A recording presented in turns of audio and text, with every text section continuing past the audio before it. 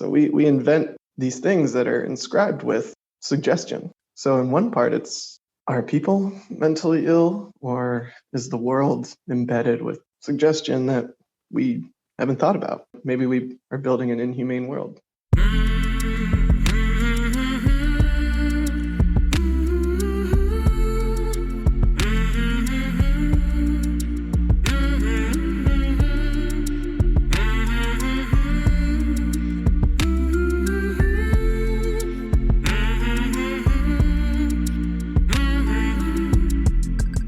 Hey there, my name is Sean, and this is Suicide Noted.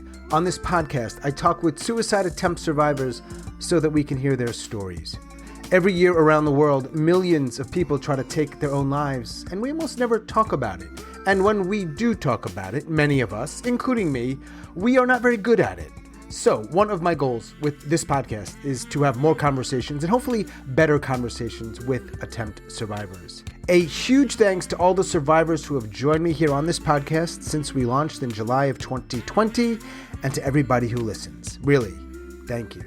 If you are a suicide attempt survivor and you'd like to talk, please reach out. hello@suicidenoted.com. We're on Facebook and Twitter @suicidenoted. We do have a website, and you can contact us there as well, suicidenoted.com. And as always, I will put in the show notes ways in which you can support the podcast in addition to listening if you'd like to. And please keep in mind, we are talking about suicide on this podcast. It may not be a great fit for everybody. Take that into account before you listen. I do hope you listen, because there is so much to learn. Today I am talking with M. M lives in Georgia, and they are a suicide attempt survivor.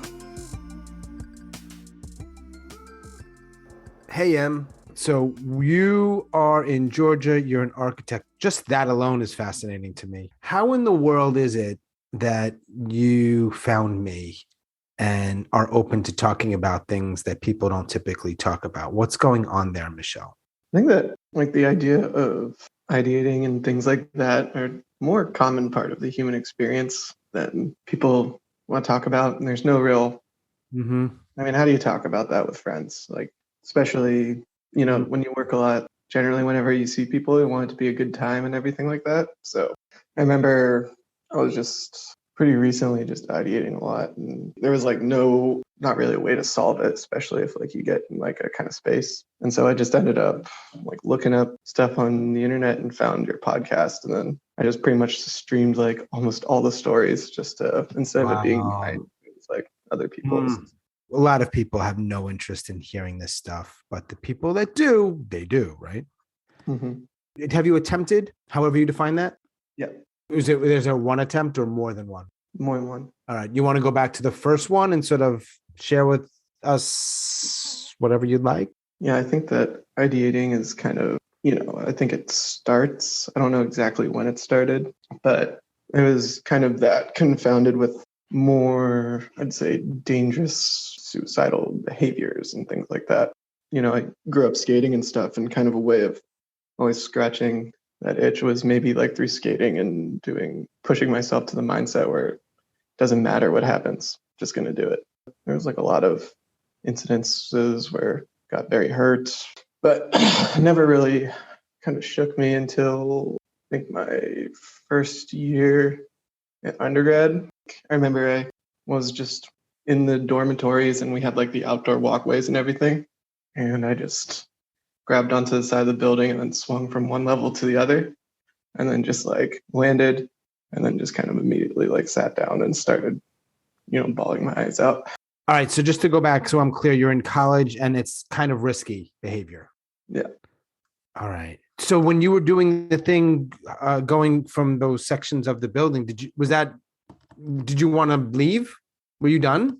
Yeah, you kind of get into a tunnel vision. It's just wanting to do that. But then I think after that point, I think I kind of had a realization of like what the actual intent was. And then later in life, it was, more within the definitions of attempting, All right. So what happens in college? I gotta kind of do it chronologically if you want. You left off saying I don't know what happened. I think I smoked weed one night, which I don't do anymore because you're younger, you do it to be cool with your friends and everything. And then eventually you realize you just have like horrible realizations and mind races and things like that. At least it does for me.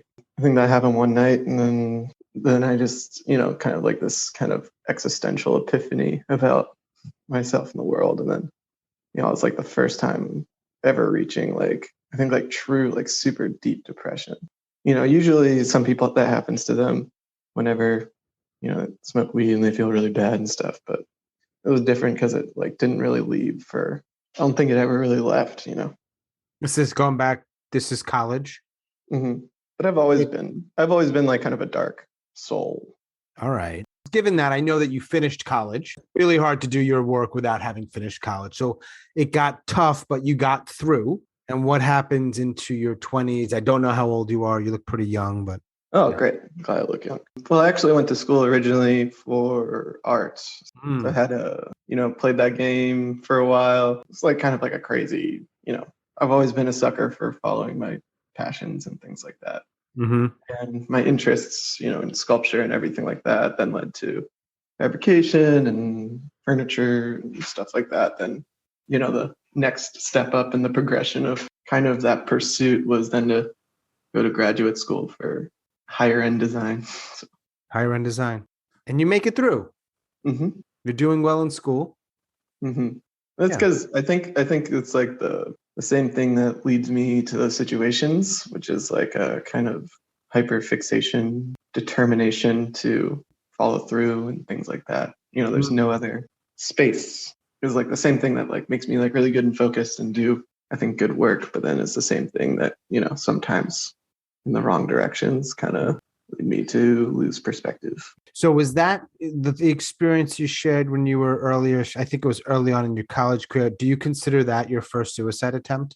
Yeah, like first time where I was like just kind of, I was like completely alone by myself at like 2:00 in the morning, just like kind of pacing, and then just like was like, I'm gonna do this. And then afterwards realizing that I just wanted to see what happened for better or worse. What happens the next time? He said there was multiple, so I'm sort of hopping around. I realized a little bit. You can fill in the gaps however you want. Yeah, and then after that, I think it was like 2 years after I graduated, get into a kind of unresolvable argument with my partner at the time.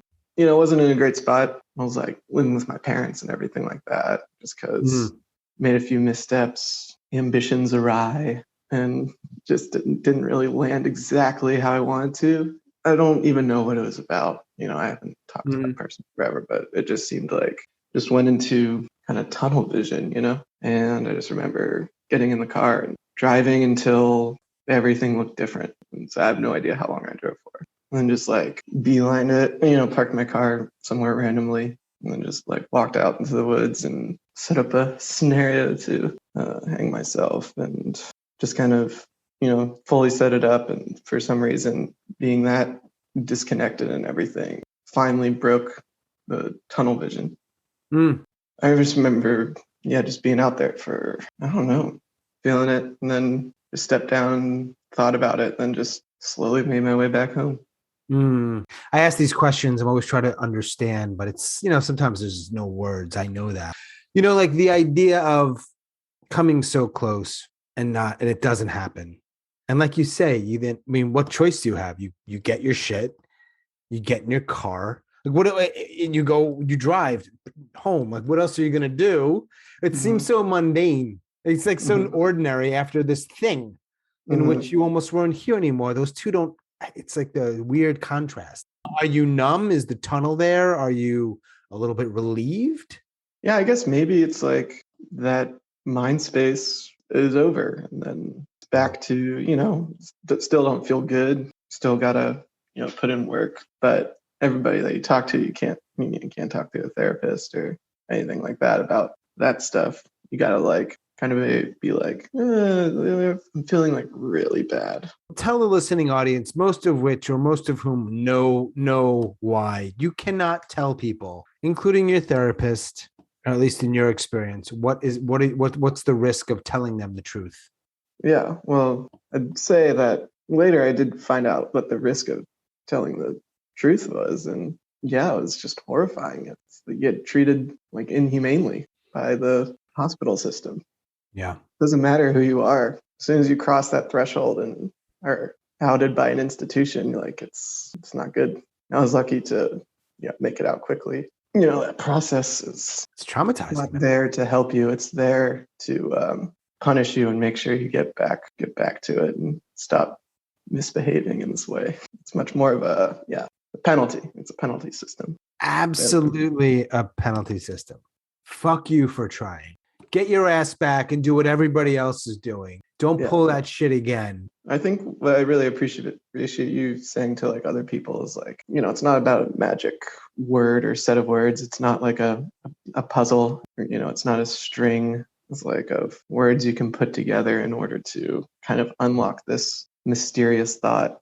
But, there's this other kind of emotive, thing that's in response to environment and response to quality of life. Not everybody has complete control over.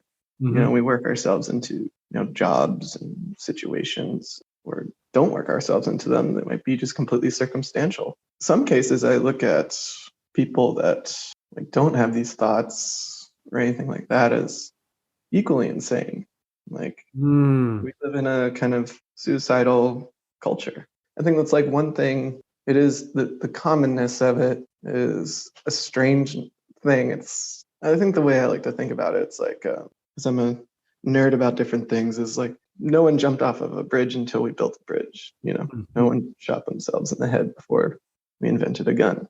You don't have the thoughts. So we invent these things that are inscribed with suggestion. So in one part, are people mentally ill, or is the world embedded with suggestion that we haven't thought about?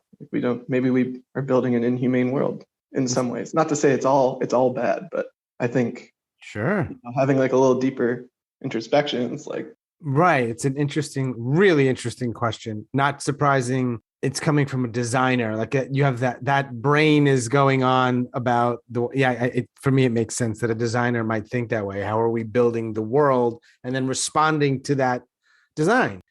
But yeah, man. But question for you. So, I think I'm taking this in a different direction for a moment. Right. No one could kill themselves with a gun because there was no gun. There was no bridge to, but people were always offing themselves. I think I don't have proof of that. So I don't know what was going on 10,000 years ago or whatever the number is. But I think, well, they wrote it into the Bible to say like, don't kill yourself. So people must have been killing themselves. Right. Please don't do that. It's written into religion. Yeah. Please don't do that. Yeah, I think it is a human behavior, but I'd say that we do have the ability. I mean, I don't want to say like all my opinions about all these things because I ruminate a lot, but I think the majority of things are not really built for us. It's mostly built for like, exchange of capital, and it feels really isolating. And like when you're struggling, a lot of people are struggling, and you're struggling so hard for other people to make money off of you. Yeah.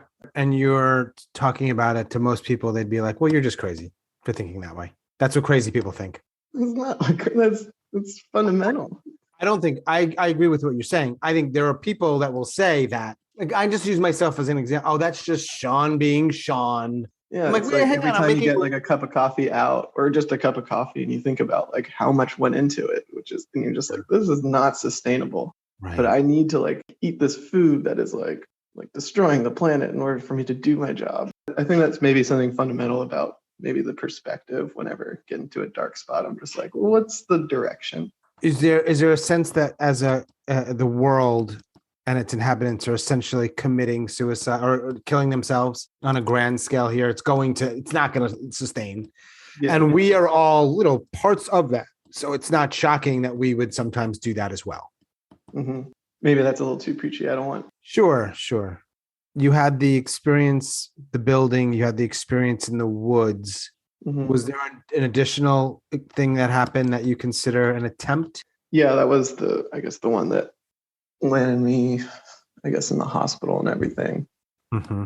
I was in another maybe like not so great relationship. I guess, we ended on good terms eventually and everything, but it was just, argument in which things got so misconstrued and they were just so angry at me. And I just felt like there was no undoing that anger, never want to see you again, and throwing things at me and stuff like that. And became very close with the person and everything. Mm. And it wasn't so much about them. I think I have a really hard time connecting with people. And, I keep a lot of people at like a pretty far distance. And I was just like, it was mostly like, I would say about me. And I was just like, I can't even keep people that I like around me. I wasn't happy with my job at the time and everything like that, or feeling overwhelmed and super inadequate, isolated from my coworkers and things like that. And I just, went outside and tried to, hang myself again on the tree outside, and almost followed through. But then luckily I'm pretty athletic, so I was able to kind of wiggle my way out of it. Oh, so it was around your neck and you were hanging. Yeah. Okay. And I called my friend and, tried to do the whole support system thing and everything with the community and all that. And it worked, went over to their house, talked again. But I think this time I was just like back in the committed phase of doing it, but trying to take the steps of doing the right thing, integrating my friends and stuff like that. But then, I just left their house and went back to try doing it again. And they followed me to my house and then made sure that I was acting too weird and stopped. And then they called over a bunch of people from our community to kind of see it. And I'm like kind of okay, but people were like, people talking down to you, and they weren't really getting maybe the bigger internal feeling of it. And then I just kind of lost it and fell asleep, and then just started going nuts in the morning again. And then that's when they called and talked to them, and I didn't care what was coming out of my mouth. So okay, so then they're taking you to the hospital. Yeah. And then you stay there for how long? Stayed there for 2 days. It was like the worst. Yeah, it was like really bad. I remember I know that they used it because I looked it up. It's all this furniture for prison, so it's all made to be uncomfortable. It's made of this super hard foam that isn't exactly fit to the human body. Why? I don't know, but they have you sleep on it. And so everything has like a concave curve, or is like not like 1-to-1 for the human body, but like 3/4. And so like your legs just stick over. None of it fit. And it was like super strange. And I remember this one's like I thought it was funny, or at least ironic. I remember this woman came in and they were like, I need you to sign this form. And I was like, okay. It's like, this is saying that in case like something happens, we have the right to tie you down and everything. And in this circumstance, we'd call a family member. So I need you to write down your family member and say yes. They took away all my stuff, and I don't know, it's 2022. No one remembers anyone's phone numbers. So I said, I don't know their phone. They're like, oh, we'll get it for you. And then I signed it, and then I just started crying, and they said, what's wrong? And I was just like, what? Yeah. How are you? They don't get it, bro. I thought that was just like the most crazy thing that someone asked me. What he said, they started crying because I just signed something that said that could take away like all my rights. And I started crying. What's wrong? And this was this year. Summer 2021. Summer 2021. 2 days in the hospital. Not good. Came out. Still in Corona world. How have you been since? Been good. And then, like life moves on and you do better and everything. And then I started going on medications again, everything like that. I've been on medications, but, maybe more accurate ones. But there's this one that they started to prescribe to me, which was for sleeping. And so I just didn't take them for 3 prescription pills, and then just thought, I'm gonna do it the Jimi Hendrix way. Oh, overdosing. Yeah. So you tried that way? Yeah. When was this?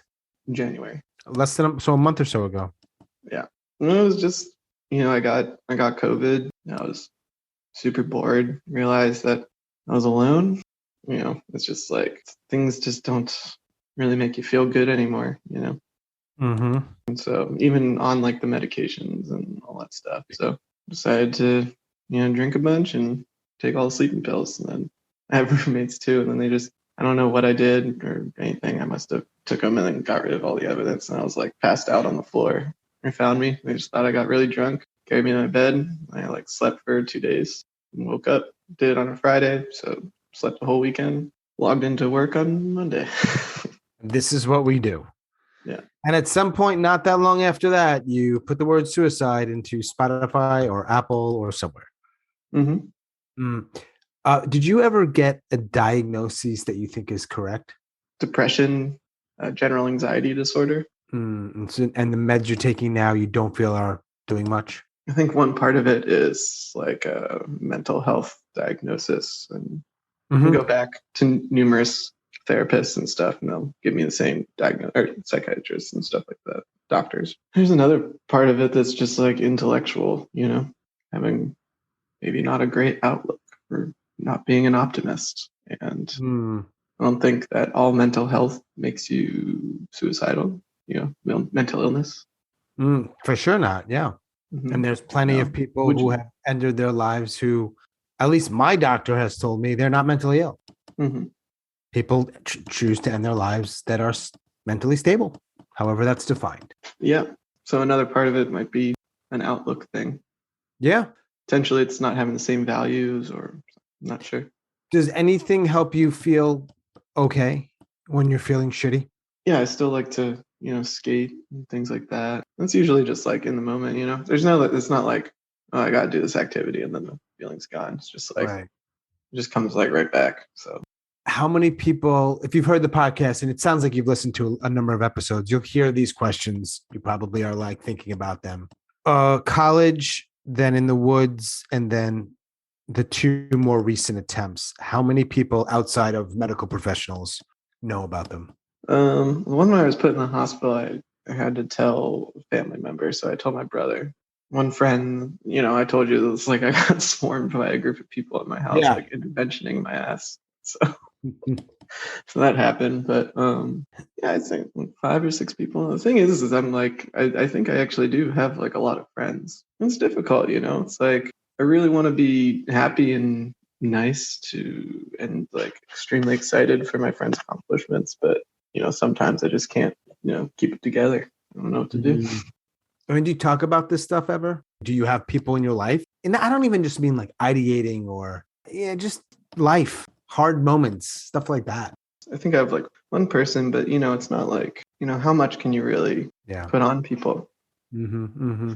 And you can talk about it a little bit, and people know about it, but you can't always be held. I don't know if that makes sense, but like, always needing the feeling to be held, but that's not a realistic expectation of people in your life. At some point you have to be tougher, but I think part of that process of becoming tougher is just pain. You're starting to endure pain. When I would have, I don't know, imagine as a baby I was crying all the time, and now I can't really do that. I don't know. That's a shoot from the hip kind of metaphor or something.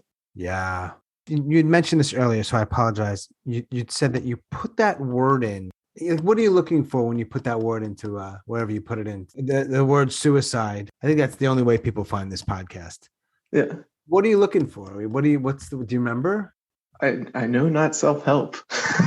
I'm looking for some way of, is there like anyone out there that's also feeling like this, I think this is like probably the first time where it's like completely fine to talk about suicide if you turn it into a song or a movie, but can't talk about it as a real part of life. Interesting. I hadn't thought about it through that lens. Right. You can, if you make it artsy enough, it can work. Mm-hmm. All right. Yeah. So safe bet you did not put the word self-help into that search function. I got it. Yeah. So it sounds like, and of course, if I'm wrong, tell me. It sounds like you use the word ruminate. It sounds like you ideate. It sounds like you're still ideating. Are you ideating all the time, literally, while you work, while you talk with me, while you do errands? Yeah, like I like run. Sometimes I just have to like leave and sit in the bathroom and just cry. It's like crazy. Does that happen a lot? Yeah. Man. Yeah, I was going to ask a question that I don't usually ask, and I don't know how to ask it. It's kind of like, what's it like to be you, but not that broad. Like, what's it like to exist as you exist and just navigate through the world, and how your brain is your brain and your chemistry and whatever else, all that. Is that answerable? What's it like? Yeah, like, is that even answerable? Because I certainly wouldn't know how to answer that for me. The baseline isn't like good, and so you keep your head busy with something, like always. So kind of always have like TV on, or always at work, or always playing a game or always doing something, always fill up the space. But as soon as the space isn't filled up, just not good thought. And from what you've shared, you're not going back to the hospital to get help. For what it's worth, and this is just my thoughts, sometimes a hospital can help. They're not all evil places. I don't think. I had a shitty experience. You had a shitty experience. A lot of people I talk to have had shitty experiences. So something's not right. And I don't think people are lying. I don't think their memories are betraying them typically. I think they're just being treated really poorly. Mm-hmm. And I think it can leave it's very damaging. No? Yeah. I left the hospital worse than I got in. Yeah. I remember I was having like just panic attacks like that would land me on the floor shaking for days and stuff like that. And I never experienced anything like that until I went there. So wow. Yeah. So not only are you not going to go back, and let's assume we need hospitals sometimes that they could, if they're being run well, they could be helpful or useful. Or you're probably, if a friend of yours is in crises, you're probably going to think twice about suggesting he or she or they go to a hospital, especially if it's the same hospital. So, and I get why. So now you've got people who are really struggling and there's nowhere for them to go. Yeah, either way, I don't know what the hell to do here. I mean, nobody's tuning in here for answers. That's just not what this podcast is about. But anyway, I've heard it's regional too. It might be luck of the draw. If I was, out in a nice suburb and everything, good school system and everything, probably be nicer. I don't know. Maybe it's place to place. Maybe it's not. I'm not sure. I live in a crowded metropolitan area. They don't got time for this shit. I don't live in a crowded metropolitan area, and it was part of a large public university, and it's very well respected. I don't know what it was like in other places. I was told they're worse, and if they're worse, I don't want any part of that system ever again. Yeah. I mean, if you looked at it from afar, it aesthetically wasn't terrible. It wasn't like a fucking dungeon. But they treated people like shit, absolute garbage, when they were, in many cases, at their lowest or most vulnerable, and you're treating them like shit, which is the exact opposite of what they need. And guess who didn't go to graduate school and could still figure that shit out? This bald guy. Come on, man. You don't need I did go to graduate school, by the way, but not for that. Like you don't need to be a medical professional. I know I'm simplifying it. I get that there is a small percentage of people who, for example, are having an absolute break from reality and it's dangerous and you need to maybe put them in a room or in a straitjacket. I get it. Tiny percentage, right? You did not need that. I don't think. I did not need that. Probably just needed to be sat next to for the day. And you will say that to people. And they will look at you incredulously, like, oh, that can't possibly be the answer. It's like, it's part of it, maybe, right? Yeah. Amazing. But I'm talking in circles, and it's an echo chamber, I think. People who listen to this thing, they're already on board with our thoughts, I think. They get it. Yeah.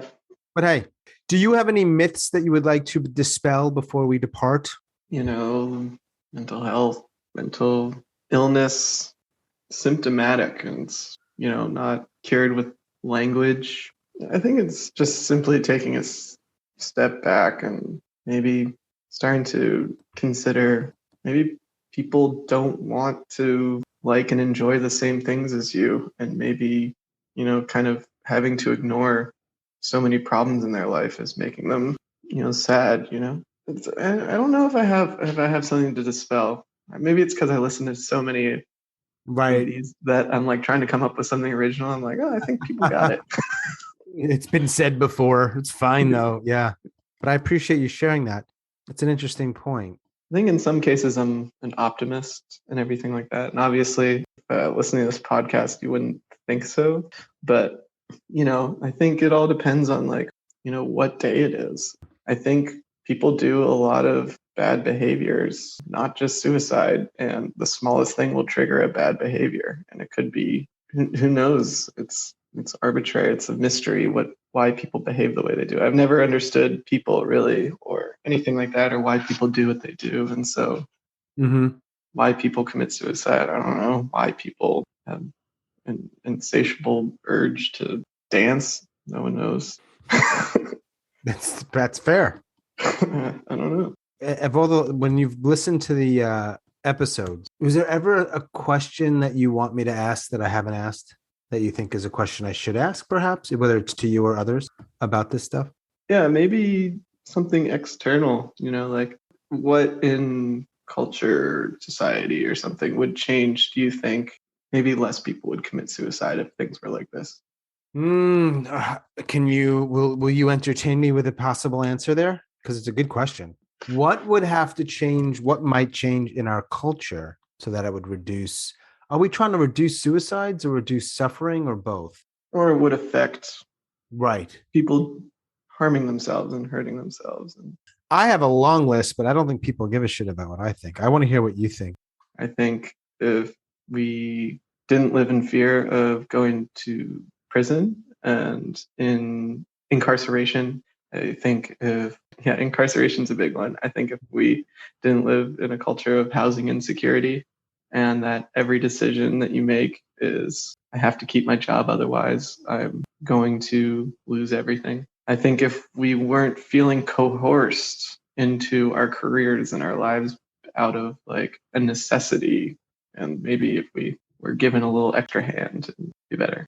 Very socialist thinking. But Whether it's socialist thinking or not, yeah, you'll have a percentage of people, I think, maybe they don't listen to this podcast, but of course they're going to say the stuff that's like, you roll your eyes, you're like, relax. Dude, we just want people not to be fucking poor and every decision they make not be predicated on what you're talking about. We have more places for people to live than people that live in the United States. Still have people on the streets. Right. Give them a room. And there'll be people that would be like, that's aghast at that thought, at that idea. I think that would help a lot with yeah. And we have the money. Reasons that they think about, leaving. Yeah. When you think about what we're able to do, like in the military, and how quickly we're able to like form a plan and put it into effect and make shit happen. You could have this almost no homelessness within 6 months in the entire United States. You could do it. Yeah. Don't tell me we don't have the talent or the resources or the money or any of that. We do. Stop. It's absurd. Yeah. Do you think maybe people have to be homeless, for example, before they get that? Oh man, that really fucking sucks. That's a brutal way to be in the world. No, I think you just have to think about it for longer than 2 seconds and like actually like try and imagine what it feels like. I think that's what empathy is. But like not do it as like a kind of like, just say it with your mouth, actually like try and like visualize it. And that's all perspectives. The way I always like to phrase it is like, how would I behave if I was born in a female body? Probably behave like way differently. Or how would I behave if I was, born, of a different ethnicity? Then think about the way that I behave from that perspective. A good starting point to ask those questions. Hell yeah. And also just to have friends that are different. I think just having friends of all different types of friends is a good starting point too. Right. After our conversation, M wanted to add a couple other thoughts, so I am including that audio recording here before we say goodbye. This fits in 2020, like right as the pandemic hit. It's after my like official first attempt and not like just the suicidal behavior, And what was going on then? I was in grad school.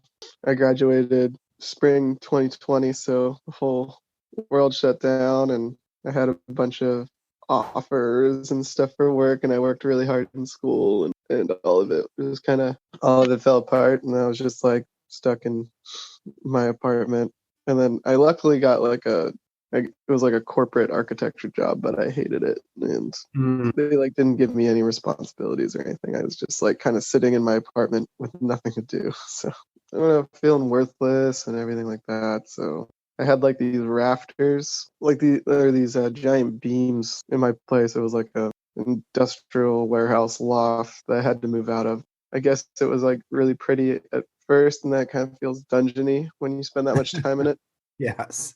I was like trying to like be healthy and like start a craft whenever I was, in lockdown. So I was like painting and writing. And then I did a painting of like the beams and everything, and you realize it was like kind of like a fantasy of mine to like hang from them and everything. And then eventually I just like set something up just to see it, and then would just like, I don't know, it was just in my apartment for like a month. I would like forget about it and people would come in, no one noticed it.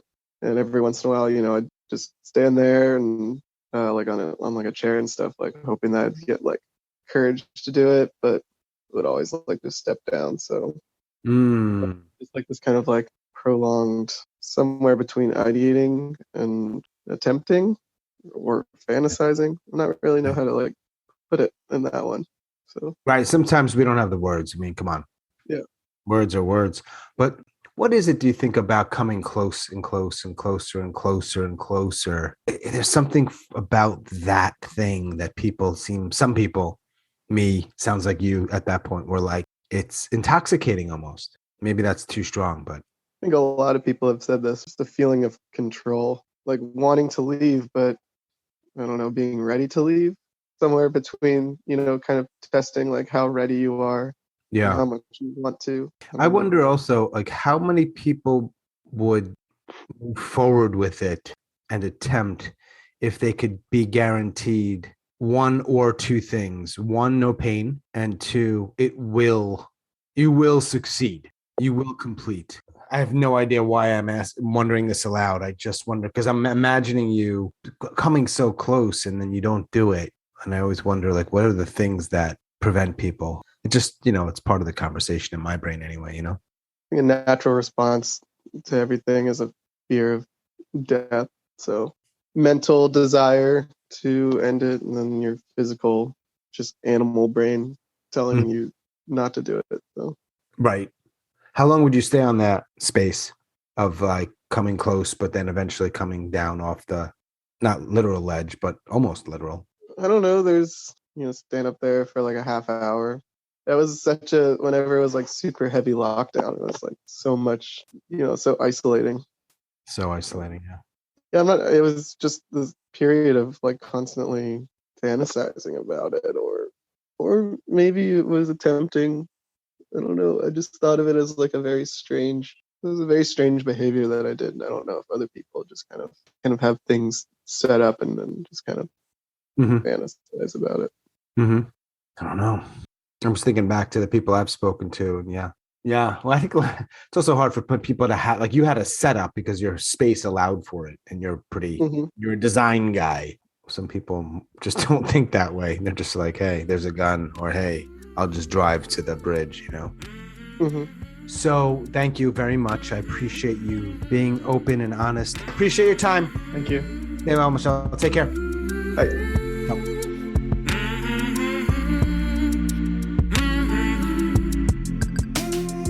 As always, thanks so much for listening and all of your support, and special thanks to M down in Georgia. Thank you, M. If you are a suicide attempt survivor and you'd like to talk, please reach out. hello@suicidenoted.com, on Facebook or Twitter @suicidenoted, and you can also contact us through our website. It is up and out to the world, though we are still working on it, suicidenoted.com. And of course, I will put links in the show notes for additional ways you can support this podcast. However you choose to support, however you are involved, we really appreciate it. And that is all for episode number 106. Stay strong. Do the best you can. I'll talk to you soon.